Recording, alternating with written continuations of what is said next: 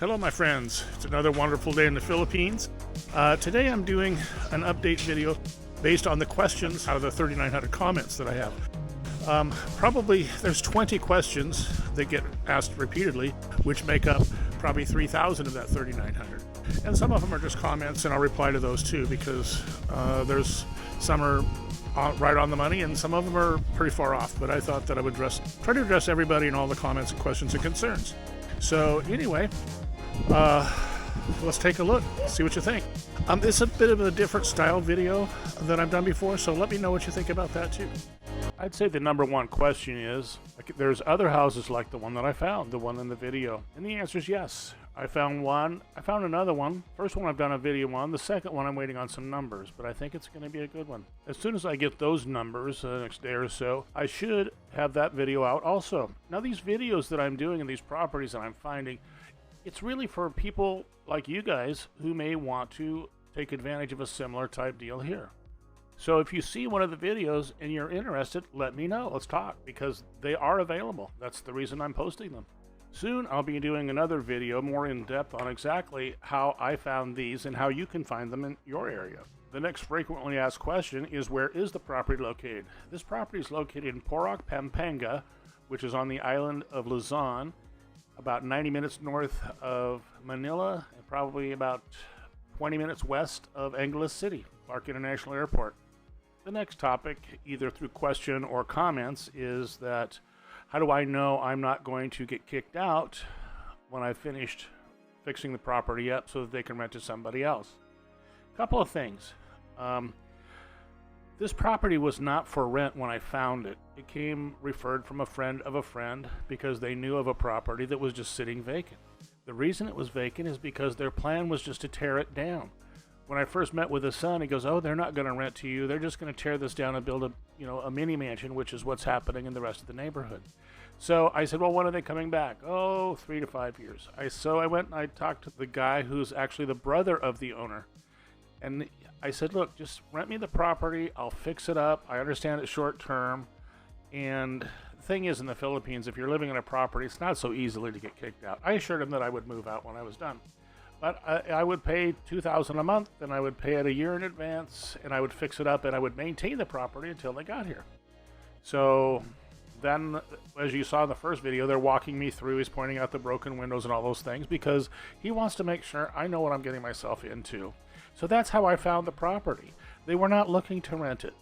If I move out, they're not looking to re-rent it. When they come here in 4 years, that's when I'll move out. No problem. I'll maintain it until then. And so, those who just say, "Oh, you're going to get kicked out, oh, blah, blah." I mean, they have no idea what they're talking about. I have a 3-year lease. I have extensions. And the owner herself has actually left comments on the first video that I don't need to worry about, and telling everybody out there that I have a lease and good standing with options. And that's from the owner of the property.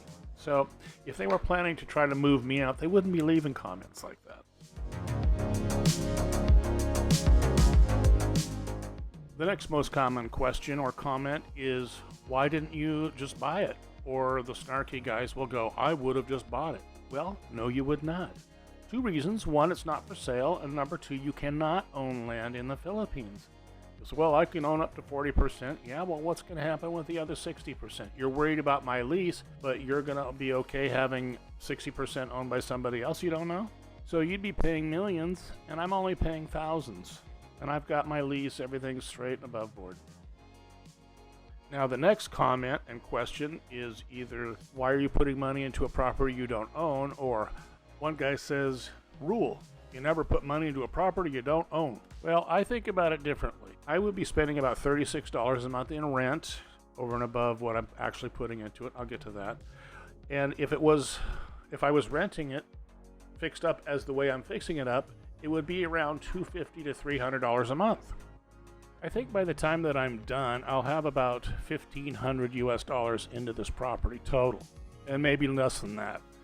And the rent I'll be paying would be about $1,300 over the time period. That's $2,800 US, or about $78 a month. On the other hand, to find the equivalent property fixed up, the rent would be between $250 and $300. Let's say that's $275. That's about $9,900 over 36 months. So say what you will, but $7,100 is a lot of savings to me. And you know what the best part is? I'm having such a good time doing this. Another questions I get is about what the cost is here. I've only been here about 3 months, so it's hard to say exactly what the costs are going to average. But with aircon on probably 2/3 of the time, if not 3/4, my electric bill has been running about $40 a month. The water, $20 a month. Fiber optic internet is $50. My cell phone is not more than $10 a month. The rent, $36 a month. I have bottled water delivered. I get the more expensive kind with the natural alkaline and minerals in it, and that runs about $2.50 a month.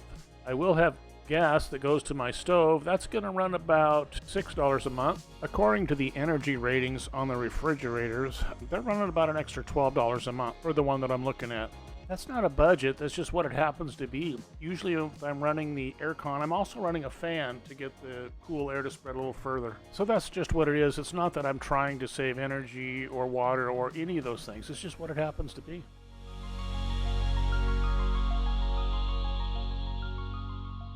Now, humidity is a big question. And keep in mind, in the Philippines, it's between 78 and 81 is the average humidity year-round.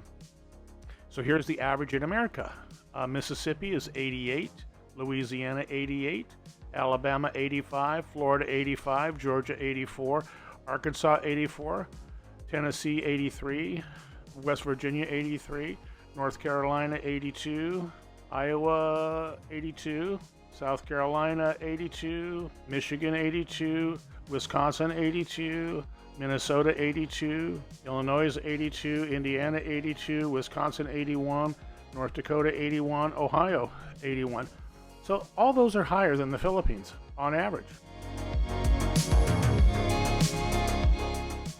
You can always tell when someone's never been to the Philippines and they have no idea what they're talking about. I had one guy talk about someplace where it's 100 degrees and 90% humidity, with bugs and roaches and mosquitoes everywhere. Well, I can tell you, I've never been bitten by a mosquito. My door is usually open for the dogs to run in and out when the aircon's not running, and the window's open at night. I don't have a single screen anywhere. I do not have a bug problem. I do not have flies swirling around me. It does happen occasionally, maybe 1 or 2 days a month, but that's the exception, not the rule. Now, you can say that I'm lucky, but in Pampanga, Baguio, Dumaguete, and northern Samar, that's just my experience.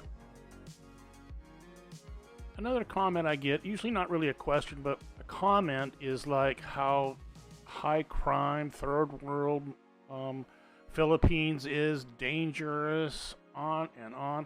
Again, by people who have never been here. I promise you they have not been here. So I looked up some statistics. Keep in mind, just to keep figures round, the Philippines has about 100 million people, and the United States 300 million. So there's 3 times as many people in America as there is in the Philippines. But let's take a look at the crime. In the Philippines, 85,776 crimes. In America, 11.88 million. The crime rate in the Philippines per thousand, 1.06. In America, 41.29. Many times I've talked about how safe I felt it was here, and I haven't met anybody locally who's even heard of any crimes that have happened. Now, I'm from San Diego, and it's not known for high crime, but I'm telling you, I feel much safer here than I do there. And I think if you backed out the crimes in Metro Manila, which around 14 million people, I think that the percentages and the numbers would drop dramatically. Another comment I get from people who have never been here, I think her name was Karen, I believe, and she said she wouldn't live here for $2 because of the bugs, the infrastructure, internet, electrical, water. Well, I got city water, I got city power, and I have fiber optic internet. So I'm not sure what else she was concerned about. Crime's low. Anyway, these have been the main questions, although I have a lot more. If I have not covered something that you're concerned about or you want to know more about, please just leave me a comment. I promise I will get back to you.